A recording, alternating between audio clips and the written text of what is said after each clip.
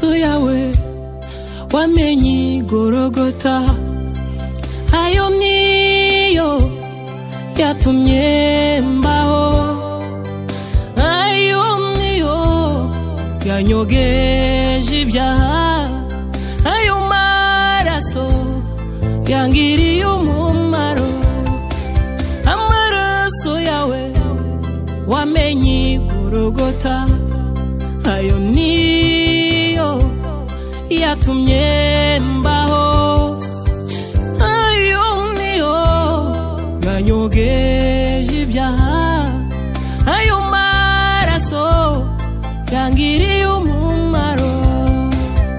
Uruwera nyiringabo, uruwera mukiza, uruwera n'isi no mwijuru, uruwera nawuhanye nawe, uruwera nyiringabo, uruwera mukiza, uruwera n'isi no mwijuru, uruwera nawuhanye nawe.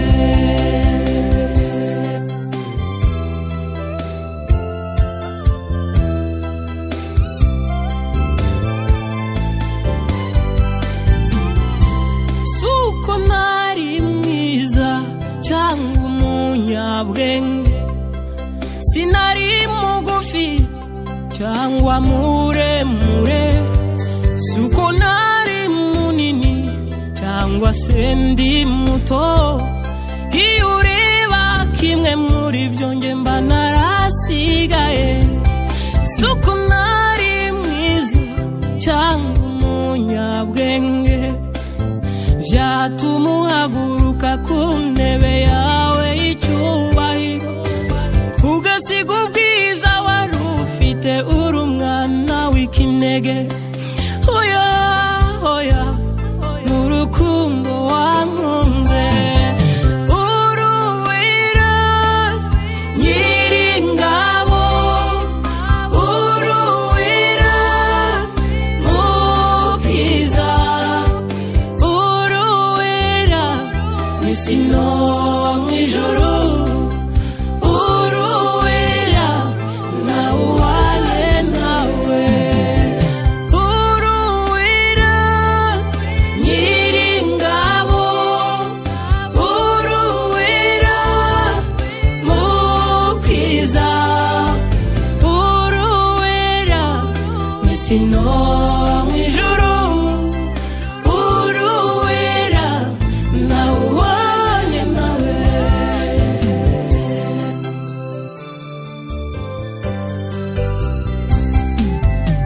Iyo nibutse neza y'umukiza, nibuka urukundo Yesu yankunze, bituma nshira hejuru icyubahiro cye, nkavuga ni Kristo uruwera, uruwera nyiringabo, uruwera mukiza, uruwera n'isi no mwijuru, uruwera nawuhanye nawe. Twaburara wowe uruwera, twariye tugahaga wowe uruwera, twambaye ubusa wowe uruwera, twambara tukikwiza nawuhanye nawe, twageragezwa cyane wowe uruwera, twasubizwa cyane wowe uruwera, twakwangwa n'abantu cyangwa badukunda, mu byo waremye byose ntagihwanye nawe, uruwera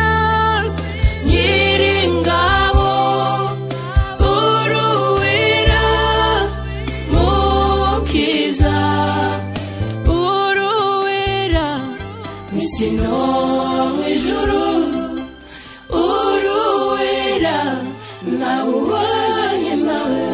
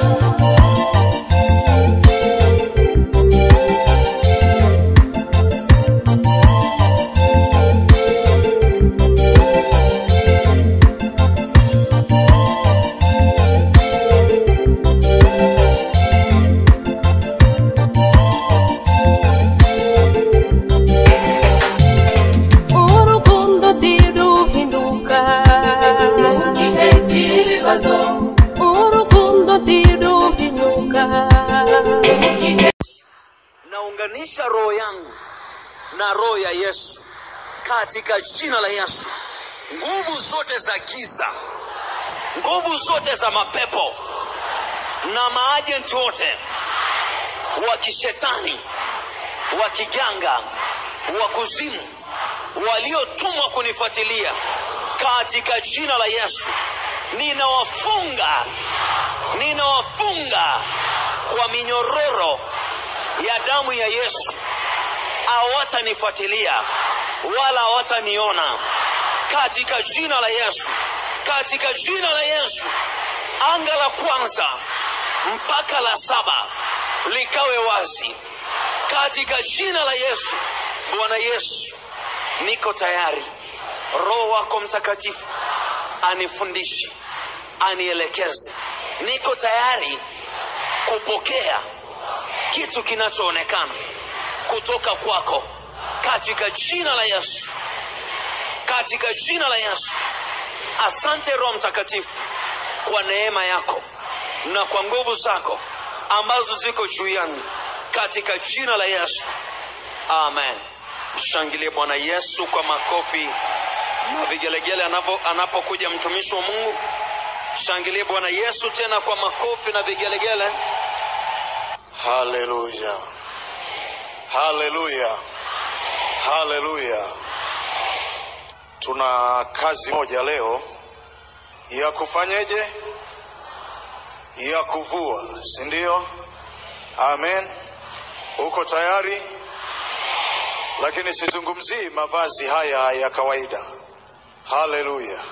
Liko vazi ambalo linamfanya mtu aonekane mtu wa heshima, sio vazi hili. La vazi hilo ambalo Mungu anazungumza ni vazi ambalo mahala popote ukienda utashinda, utafanikiwa, utaongezeka, utapendwa kila mahali utakako kwenda. Amen. Hakuna mahali ambapo utakataliwa. Kila mahali utakako kwenda watasema huyu mtu tunaomba akae jirani. Ukikaa kwenye haisi watu watasema tunatamani huyu mtu asishuke kwenye haisi, kwa sababu anapendeza, kwa sababu anamcha Bwana, kwa sababu anamwabudu Mungu aliye hai. Haleluya, haleluya. Kwa hiyo sizungumzii mavazi haya ya nje, tusilaumiane sana huko, kwa sababu mtu saa nyingine amekuja ni mara yake ya kwanza, ametoka gizani na ameingia nuruni. Siwezi kumwambia madhara ya suruali iliyobana. Iko siku Mungu aliye vazi katikati yake atamwambia hii suruali na bana. Haleluya, haleluya. Kwa hiyo Mungu anayekaa ndani ndiye atakuambia kwamba ukivaa Mungu ndiye atakaye kuambia kwamba hicho kimini ulichovaa ni vazi ambalo sio zuri. Vaa vazi lililo refu. Hilo ndio vazi, kwa sababu vazi tunalolizungumza ni vazi ambalo litarekebisha mavazi ya nje. Vazi tunalolizungumza ni vazi ambalo litarekebisha tabia za nje. Haleluya. Kwa hiyo leo tunavua. Kama kuna watu ambao walikuwekea mipaka, walikutaja, wakasema una sura ya kichawi, leo tunavua katika jina la Yesu. Kuna watu ambao walizungumza kabisa, na wamezungumza hata kijijini kwenu. Wamesema nyinyi sura yenu, ukoo wenu mna vazi la umaskini. Hatutakaa tuone gari, hatutakaa tuone nyumba.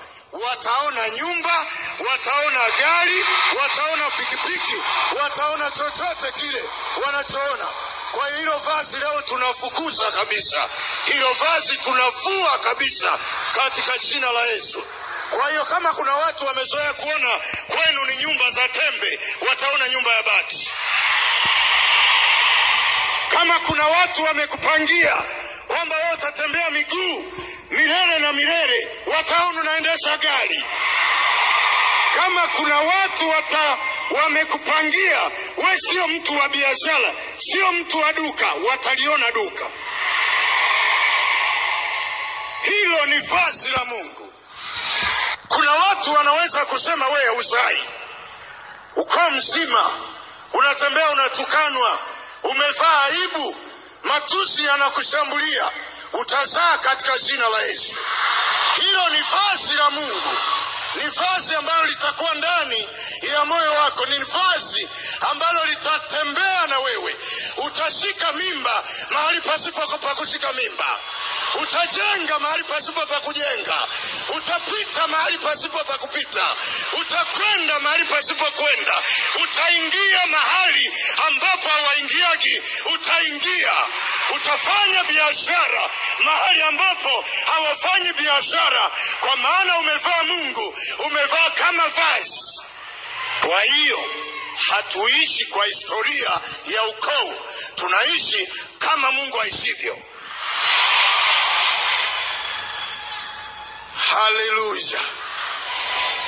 Kuna misemo wakati tunapata uhuru wa nchi hii, walisema mchagua jembe si mkulima. Leo tunachagua jembe ili tuwe wakulima. Sio kila jembe la kutumia. Walisema msemo wa kwanza, walisema mwenda pole ajikwai. Utajikwaa. Leo ni kwenda mbio, ni kwenda kwa haraka. Utajenga kwa haraka, utasoma kwa haraka,